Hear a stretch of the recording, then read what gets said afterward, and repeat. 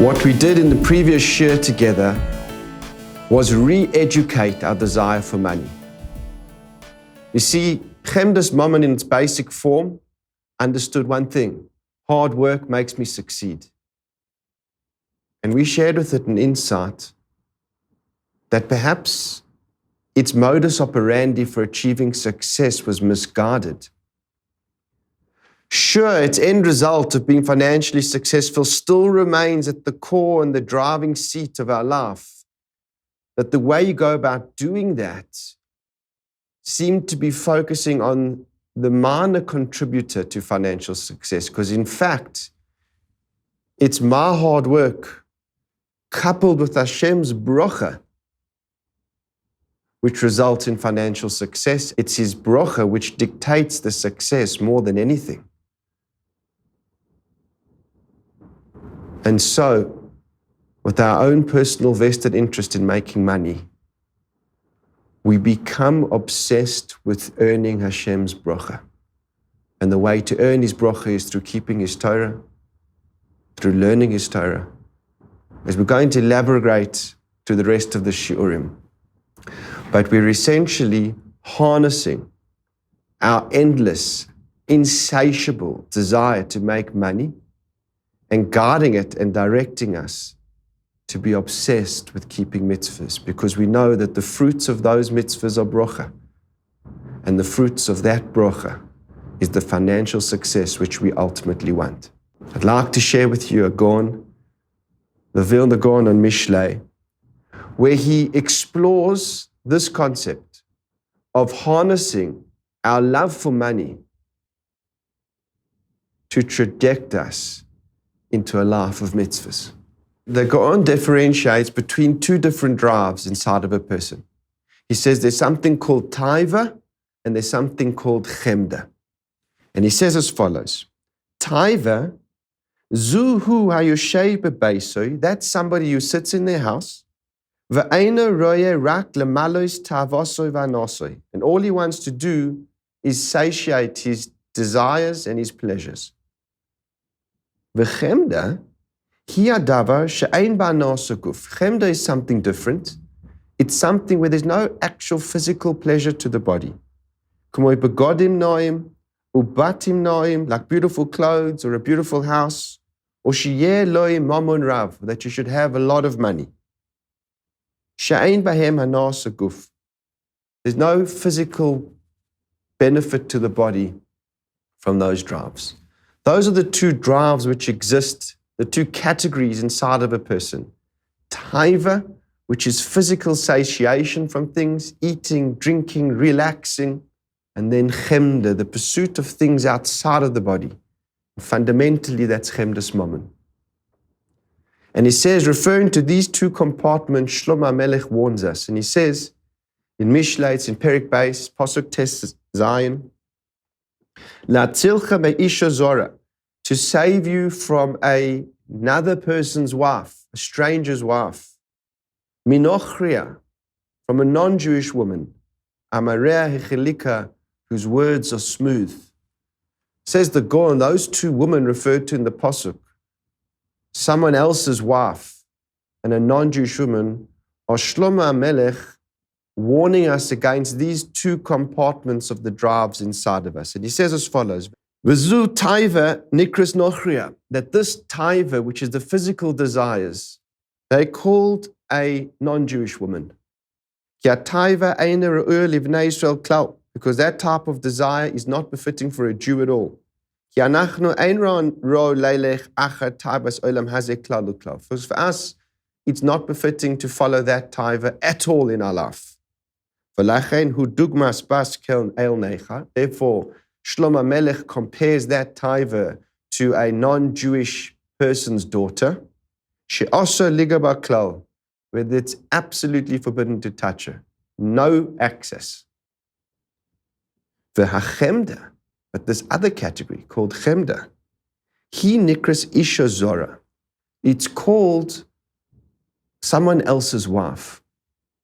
Ki ha'isha Hashem ibnei Yisrael, because a Jewish woman, muteres likochos al isha, you're 100% mutter for you to take her as a wife. Rak isha zora, but someone else's wife. Shelakach oisa ish acher, someone else has already taken. Lazu asa liga klal klal. That woman's totally off limits. Kain chemdas haparnosa v'hamomon. So says the Gaon, does it work with this thing called chemdas momon. Eino asur mikol v'kol. It's not a completely forbidden thing. Ki chain kosiv, because it says, Leman yevarechecha Hashem lekecha b'chol maaseh yadcha shetase. In order that Hashem would bless you with all the works of your hand that you do. We'll come back to this verse, what his proof exactly is, that chemdas momon can't be asur. But he says, you must be engaged with it, be'emunah ma'oid, with incredible emunah. V'lo yaseh aval, you should not do any types of perversions with it. Shelo yiga b'mamon she'enu sheloi mamish, that you should not touch anybody else's money, like you wouldn't touch anybody else's wife. The engagement with mammon itself is 100% mutter, says the Gaon. And he's got a proof for that. And it works like a Jewish woman. You're encouraged to take a wife, but you're totally discouraged from taking somebody else's wife. The same with mammon. You're encouraged to engage with chemdas mammon, to acquire mammon, provided it's not someone else's mammon. And that requires what he calls emunah ma'od. In other places, he says it requires yira, which will explore both of those two concepts. They're crucial, obviously, to our engagement with this midah.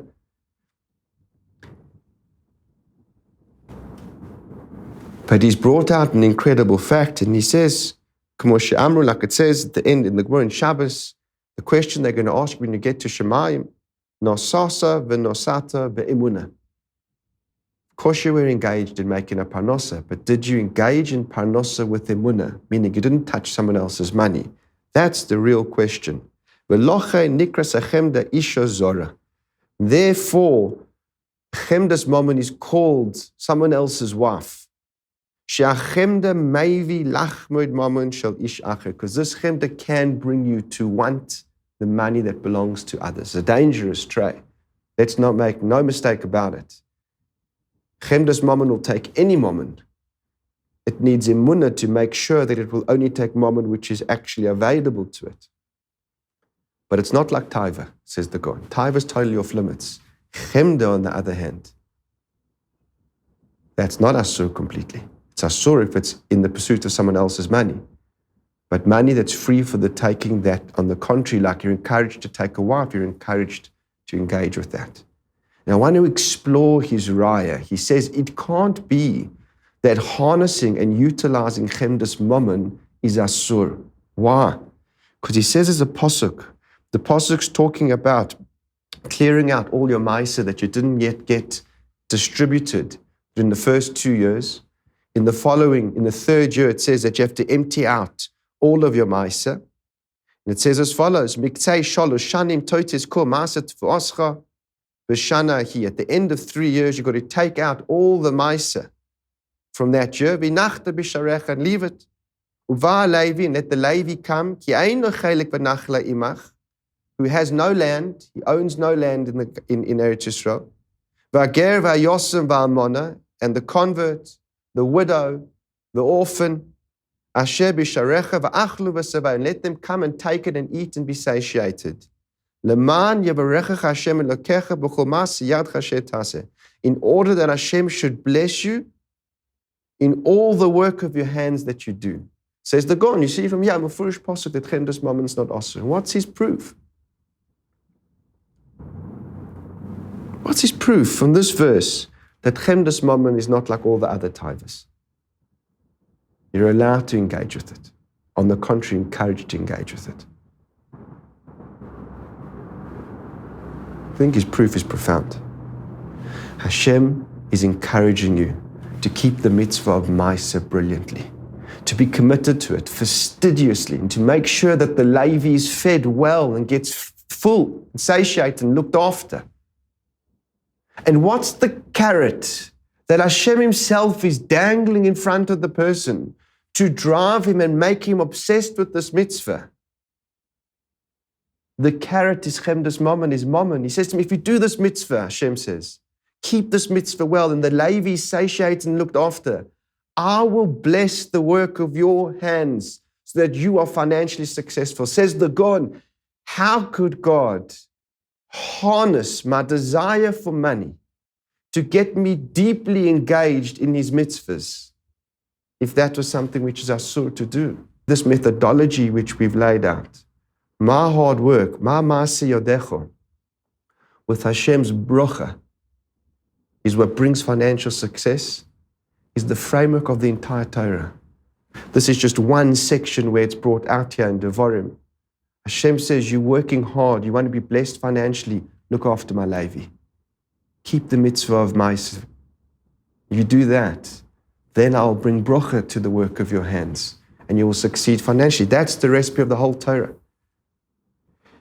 The second verse of the Shema, which you say every single day.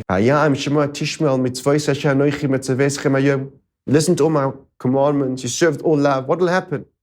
I'll give you rains in the seasons, you'll gather your grains, your wine, your oils. Everything will flourish financially for you. What's Hashem saying? Keep my mitzvahs and I'll bless you financially. So Hashem's using your desire to be blessed financially to engage you in a life of Torah and mitzvahs.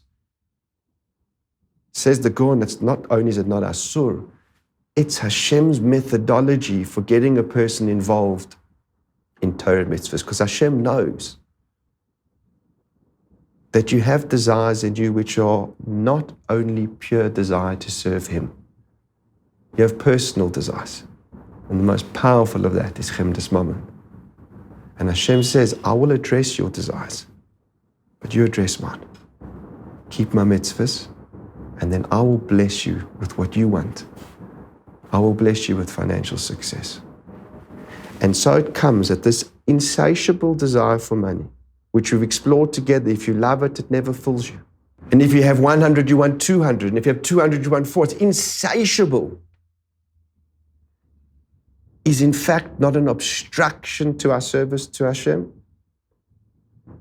but it's rocket fuel to traject us into a life of Torah and mitzvahs in the most incredible way. And the Gaon says this, and Evan Shleimer quotes teachings of the Gaon. He says as follows, the most incredible thing. He says, Eisek ha'olam hazeh, being engaged with this world, b'yira, here he uses b'yira, and we'll explore that too, who moil the Torah mitzvahs, it helps a person in Torah and mitzvahs, kezevel legan, like fertilizer for a garden. Of course, the main thing that's being planted in that garden is the fruit trees and the plants and the flowers. But what makes those things grow incredibly, the zevel, the fertilizer, is the fact that you're involved in making a livelihood. That, for me, encapsulates our formula. Your desire for money will make you such a tzaddik, so careful to give tzedakah. The biggest baalei tzedakah, not because they're big tzaddikim, but because they really believe that by giving this tzedakah, my business is going to be blessed. The people who keep their itim b'Torah totally kavua, who fix their times for learning and never veer from it, are not the ones who love Torah the most. They're the ones who realize that my blessing in business, which I'm about to go to, is directly affected by my time and my commitment to my learning. Those who are careful not to work on Shabbos, it's not because they have such yiras shamayim, but because they realize that the greatest risk to their business would be to trade on Shabbos. And those who don't want to take interest, the same thing. Your desire for money, when it gets locked into your avodas Hashem, it becomes fertilizer to the garden. It becomes rocket fuel for the engine. It makes you into an incredible oved Hashem. Incredible. That you will keep mitzvahs and learn Torah like nobody else. Albeit that your driving motivation is a financial brocha at the end of the day. But Hashem told you, go with that. I know that's what's going to drive you. And that's why I want you to engage with Torah mitzvahs, so I can give you what you want too.